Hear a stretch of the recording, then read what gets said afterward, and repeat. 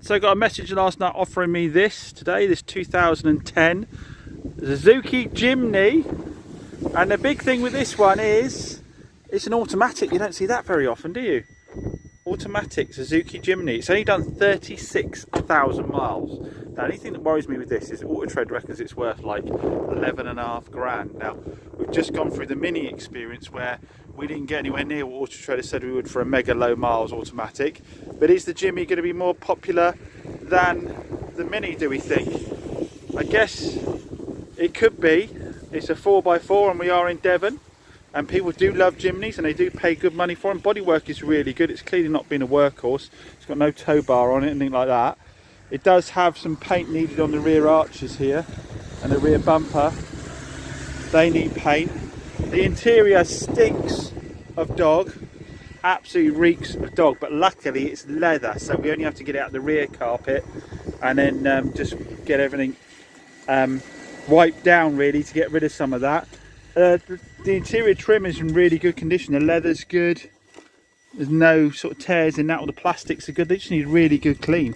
Yeah, full service history, 100% up to date, and 36,000 miles. Just taken for a little drive. It changes gear fine. Goes through the gears. They're not quick cars, are they? By any stretch of the imagination. So, yeah, comment down below. Do you think this would sell quicker than the Mini did? Closer to the Auto Trader recommended, or do you think I need to hit it hard because it's not going to reach the Auto Trader recommended?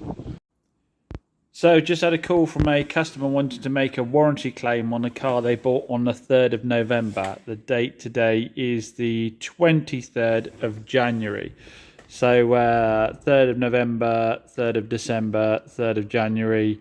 We're over 2.5 months in now. And I warranted it for 3 months, I believe, on a 2010 Toyota Yaris. The warranty claim is because one of his coil springs has broken on his suspension. And this is one of the ones that I opted to put one of my self-warranties on. If we look at the warranty terms, so a quick look. I'll bring up the policy and show you a second. So if we look at what it covers on this one, on the front wheel drive shafts, universal couplings, constant velocity joints, differential clutch, brakes, gearbox, manual gearbox, engine parts. It doesn't cover springs. Now I would say that's entirely fair because this is a 2010 100,000 mile car and he's had it for 2.5 months, more than 2.5 months. What's happened is a coil spring's broken due to age on a 100,000 mile. It's now a 14-year-old car, and I think I'm going to say no to this one. Guys, comment down below what you think. But I think if it had broken within the first 30 days, I've gone fair enough. It's been a problem while it's been out there. But we know there's potholes. If it had broken within the first 30 days, I'd be saying, well, it's obviously a fault when it went out the door, which obviously under law, that's what you've got to cover, faults that were present at a point of sale. I think it's quite clear to prove with a brand new advisory free MOT and him driving for 2.5 months that actually the coil spring wasn't broken at point of sale. And this has happened we've got potholes everywhere at the moment, haven't we? Potholes all over the place. And it's the price you pay for driving an older car at the end of the day. I don't think I've sold him a faulty car. And I think it's just, unfortunately, we don't know. He could have driven into a massive, massive pothole. And even if it was a good spring, could have potentially gone, I guess. We don't know, do we? So I think on this occasion, I'm going to say no. Comment down below if you think that's fair or not.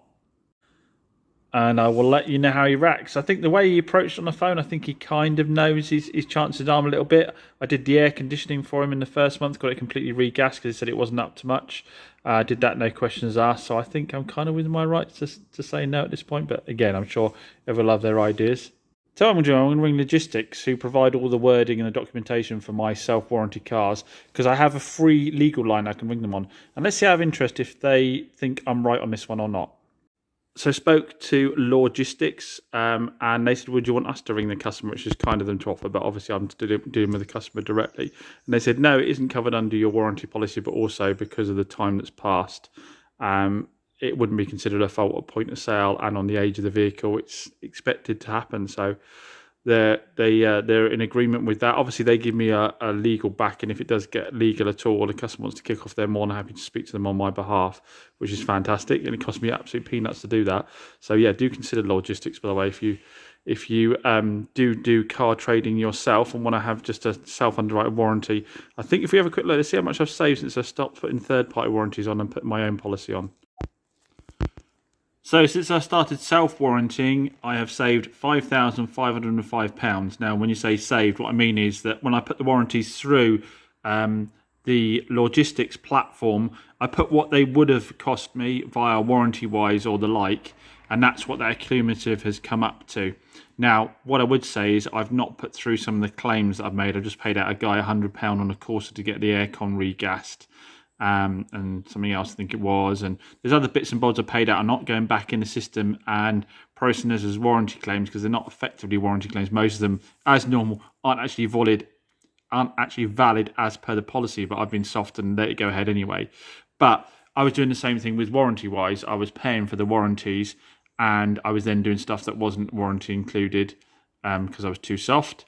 So that was having a cost as well. Now, I'm not saying Warranty-Wise isn't a good thing. I still think Warranty-Wise is good. I'm still putting Warranty-Wise policies on every now and then when the car is further away from me. So about that, someone wanting to see the Nissan X-Trail, which typically I've just dropped down for its MOT, so I can't let him see it today. What a pain in the bum still. The car sits around for a week or two, and then it's the one moment you take it somewhere that someone wants to see it. Anyway, yeah, so Warranty-Wise, I still put Warranty-Wise policies on for customers that are further afield from me because it gives them the breakdown cover.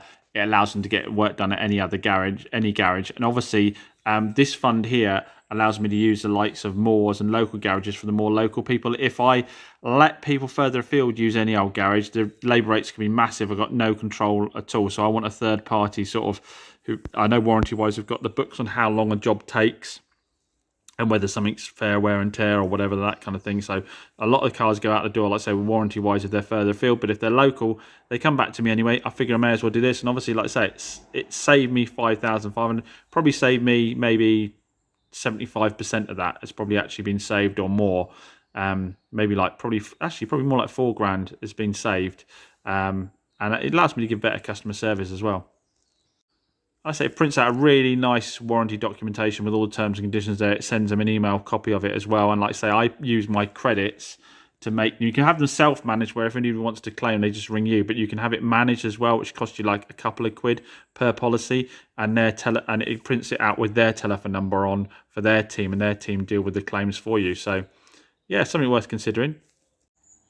Not sponsored content, by the way. I should have asked them for a sponsorship before I started talking about this, shouldn't I? So if you do ring them up and you're thinking about doing it, then make sure that you mention that Chops sent you, and maybe I'll get something back.